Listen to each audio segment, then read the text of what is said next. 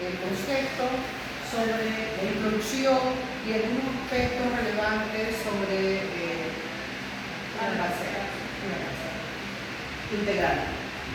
Bueno, la introducción dice que se da cuando el testador, en pleno uso de su facultad y de acuerdo a su libre voluntad, puede encomendar a una persona la ejecución, la disposición contenida en un testamento. El derecho de sucesiones con relación a esta persona llamada albacea, la institución que preside se denomina albaceaje. A falta del nombramiento del testador, esta función corresponde a los herederos según el artículo 1303 y 1304. Tenemos que albacear de esta manera se denomina a los cabezaleros, testamentarios o ejecutores, esas personas que el causante nombra para asegurar la ejecución y cumplimiento de sus mandatos, es decir, lo que sería su última voluntad, que esté establecido en un documento de y que el órgano que representa la comunidad de intereses en la herencia. En función tenemos que la institución de la ejecución testamentaria se encamina a resolver los menesteres urgentes en el tiempo del fallecimiento, a fomentar el cumplimiento más exacto y puntual de la última voluntad de los testadores, a facilitar la conservación y administración del caudal veredicto y si se le incluye en un ámbito a distribuir dicho caudal pacífica y ampliamente entre los herederos, dentro de ella el albaceazgo comprende en principio la actividad de las antedichas funciones, cuyo ámbito en relación con el patrón legal puede ampliarse por disposición del testador. Esta función también puede incluir otros cometidos como cubrir gastos de entierro, sufragios, pagos de notario, créditos y etc. La naturaleza jurídica.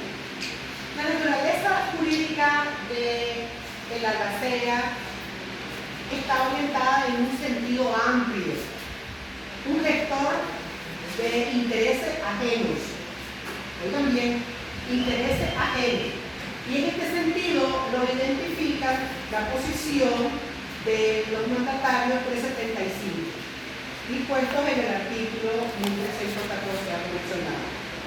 La albacea no puede delegar el mandato que ha recibido ni por su muerte pasa a su heredero. También la albacea no puede delegar el mandato que ha recibido ni por su muerte pasa a su heredero, pero no está obligado a obrar personalmente. Puede hacerlo por mandatarios que obren bajo su orden, respondiendo así a los actos de esto. Dice que puede hacer el nombramiento de los mandatarios, aun cuando el testador hubiera nombrado otro albacea subsidiario. Tenemos también la característica del albaceaje.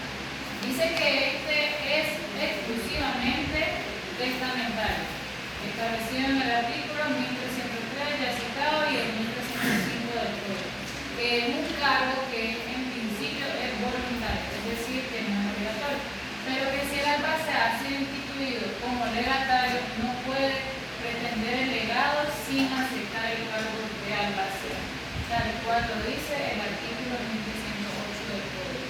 Dice que también es un cargo oneroso y si los honorarios no lo han fijado el testador, el juez lo señalará conforme al Código de Aranceles Judiciales. Dice también que no es un cargo personalísimo, pues como hemos visto en el 1314, el albacea puede obrar por medio del mandatario, es decir, que a pesar de que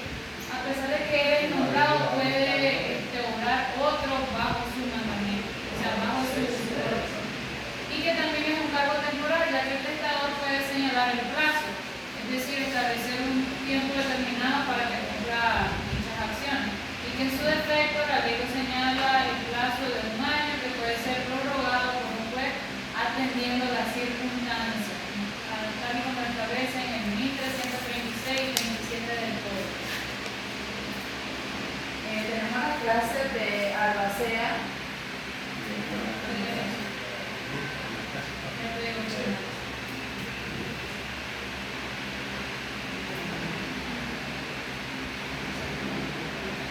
El albacea es un cargo que no necesariamente debe recaer en una persona, sino que puede ostentarlo una pluralidad de albaceas. En estos casos, indica el artículo 1327 del Código, siendo muchos los albaceas, todos son solidariamente responsables, a menos que el testador los haya exonerado de la solidaridad, o que el mismo testador pues haya dividido sus atribuciones y cada uno se ciña a las que le incluyan.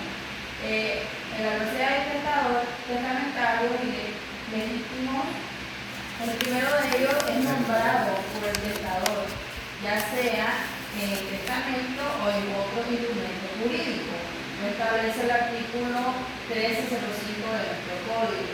En cambio, la doctrina considera como albacea legítimo a aquellos que en ausencia de disposiciones del testador son designados por la ley.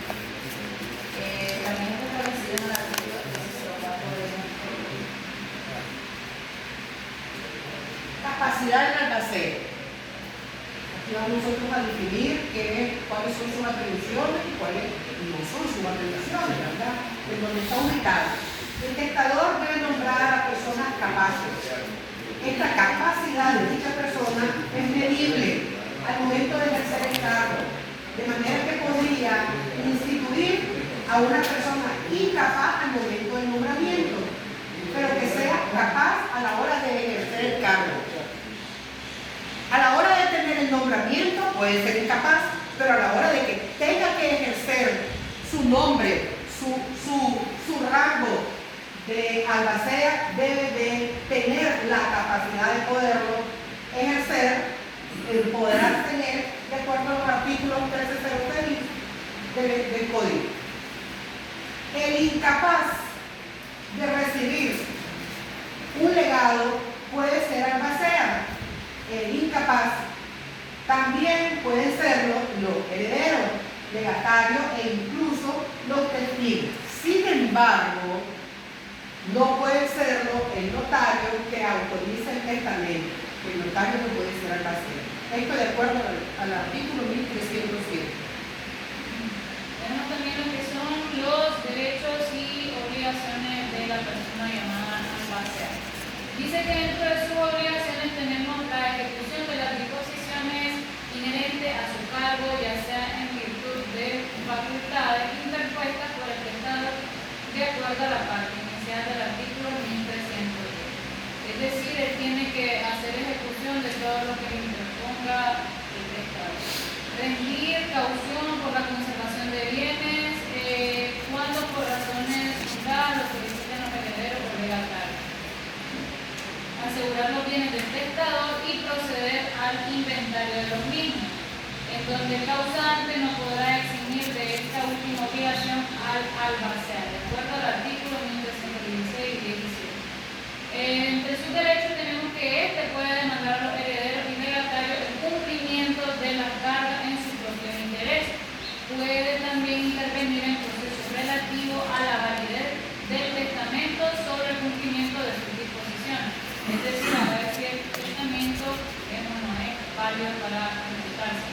Y excusarse a